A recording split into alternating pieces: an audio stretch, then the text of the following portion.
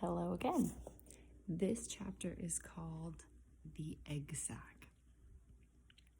Next morning, when the first light came into the sky and the sparrows stirred in the trees, when the cows rattled their chains and the rooster crowed and the early automobiles went whispering along the road, Wilbur awoke and looked for Charlotte.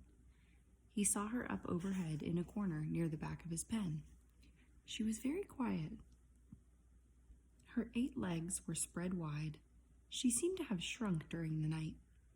Next to her, attached to the ceiling, Wilbur saw a curious object. It was sort of a sack or a cocoon. It was peach-colored and looked as though it were made of cotton candy. "Are you awake, Charlotte?" he said softly. "Yes," came the answer. "What is that nifty little thing? Did you make it?" "I did indeed," replied Charlotte. Charlotte in a weak voice. "Is it a plaything?"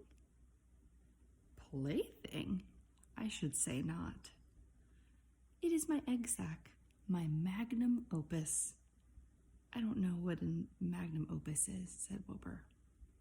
"That's Latin," explained Charlotte. "It means great work. This egg sac is my great work, the finest thing I have ever made." "What's inside it?" asked Wilbur. "Eggs? 514 of them," she replied. 514, said Wilbur. "You're kidding." "No, I'm not. I counted them. I got started counting, so I kept on, just to keep my mind occupied." "It's a perfectly beautiful egg sac," said Wilbur, feeling as happy as though he had constructed it himself. "Yes, it is pretty," replied Charlotte, patting the sack with her 2 front legs. "Anyway, I can guarantee that it is strong. It's made out of the toughest material I have. It is also waterproof.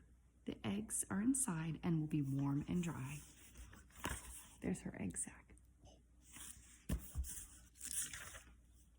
"Charlotte," said Wilbur dreamily, "are you really going to have 514 children?"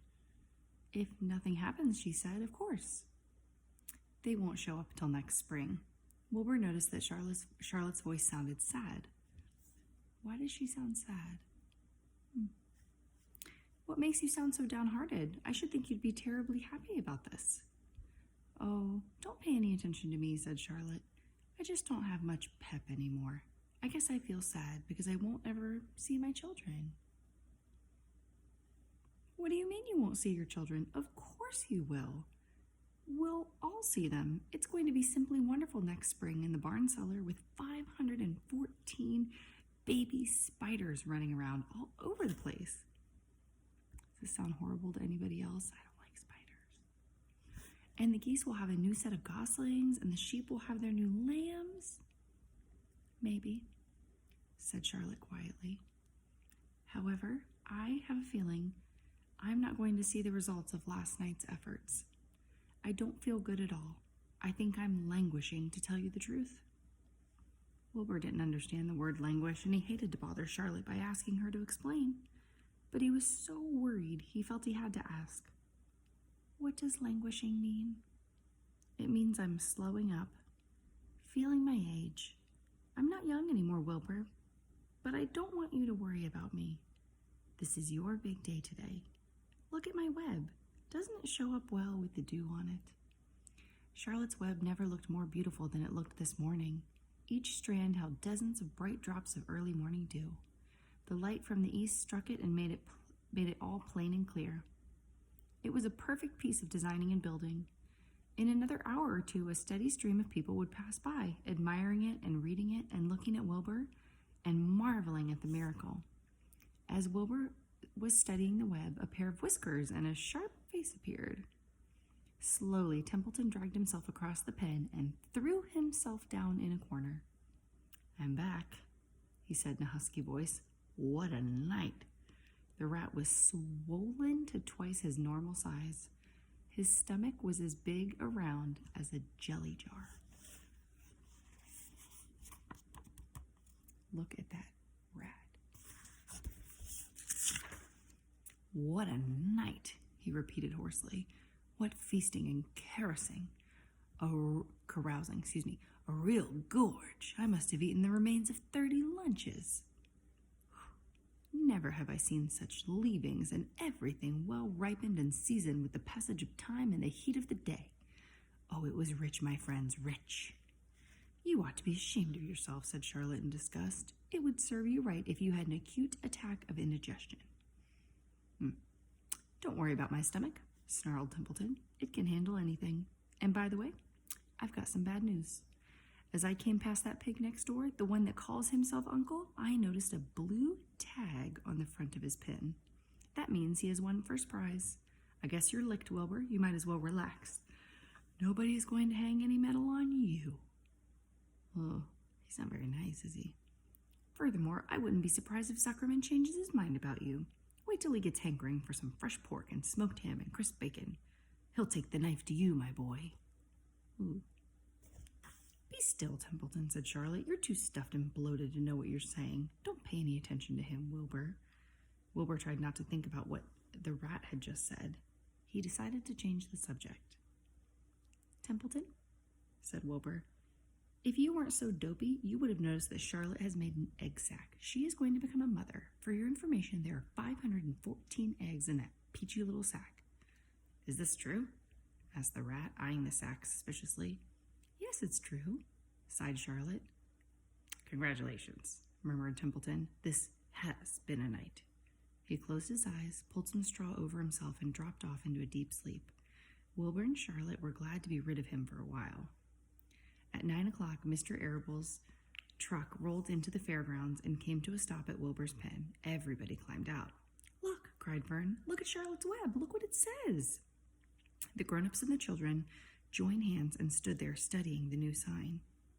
Humble, said Mr. Zuckerman. Now, isn't that just the word for Wilbur? Everyone rejoiced to find that the miracle of the web had been repeated. Wilbur gazed up lovingly into their faces. He looked very humble and very grateful. Fern winked at Charlotte. Lurvy soon got busy. He poured a bucket of warm slops into the trough, and while Wilbur ate his breakfast, Lurvy scratched him gently with a smooth stick. Wait a minute, cried Avery. Look at this. He pointed the blue tag on Uncle's pen. This pig has won first prize already. The Zuckermans and the Arables stared at the tag. Mrs. Zuckerman began to cry. Nobody said a word. They just stared at the tag. Then they stared at Uncle. Then they stared at the tag again. Lurvy took out an enormous handkerchief and blew his nose very loud, so loud, in fact, that the noise was heard by stable boys over at the horse barn. Can I have some money? Asked Fern. I want to go out on the midway. You stay right where you are, said her mother. Tears came to Fern's eyes. What's everybody crying about? Asked Mr. Zuckerman. Let's get busy. Edith, bring the buttermilk. Mrs. Zuckerman wiped her eyes with her handkerchief. She went to the truck and came back with a gallon jar of buttermilk. Bath time, said Zuckerman cheerfully. He and Mrs. Zuckerman and Avery climbed into Wilbur's pen. Avery slowly poured buttermilk on Wilbur's head and back as it trickled down his sides and cheeks. Mr. and Mrs. Zuckerman rubbed it into his hair and skin. Passerby stopped to watch. Pretty soon, quite a crowd had gathered. Wilbur grew beautifully white and smooth. The morning sun shone through his pink ears. He isn't as big as that pig next door, remarked one bystander. But he's cleaner. That's what I like. So do I, said another man. He's humble, too, said a woman reading the sign on the web. Everybody who visited the pig pen had a good word to say about Wilbur. Everyone admired the web. And, of course, nobody noticed Charlotte. Suddenly a voice was heard on the loudspeaker. Attention, please, it said. Will Mr. Homer Zuckerman bring his famous pig to the judge's booth in front of the grandstand? A special award will be made there in 20 minutes.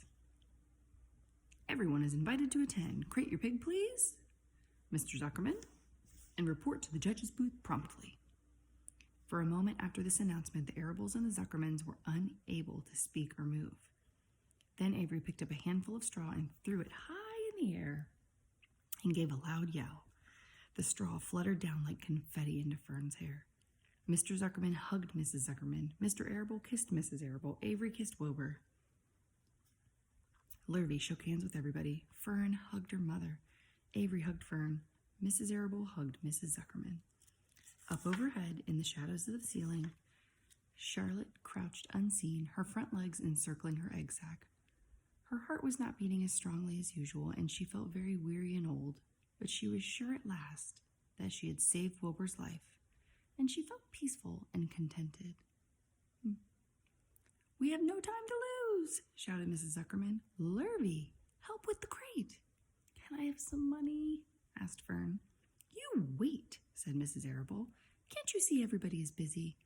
"Put that empty buttermilk jar into the truck," commanded Mr. Arable.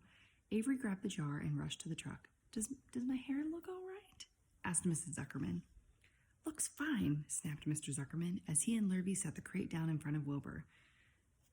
"You didn't even look at my hair," said Mrs. Zuckerman. "You're all right, Edith," said Mrs. Arable. "Just keep calm." Templeton, asleep in the straw, heard the commotion and awoke. He didn't know exactly what was going on, but when he saw the men shoving Wilbur into the crate, he made up his mind to go along. He watched his chance, and when no one was looking, he crept into the crate and buried himself in the straw at the bottom. "All ready, boys," cried Mr. Zuckerman. "Let's go." He and Mr. Arable and Lurvy and Avery grabbed the crate and boosted it over the side of the pen and up into the truck. Fern jumped aboard and sat on top of the crate. She still had straw in her hair and looked very pretty and excited. Mr. Arable started the motor. Everyone climbed in, and off they drove to the judge's booth in front of the grandstand.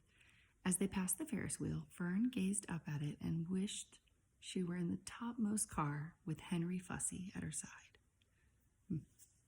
The next chapter is called The Hour of Triumph.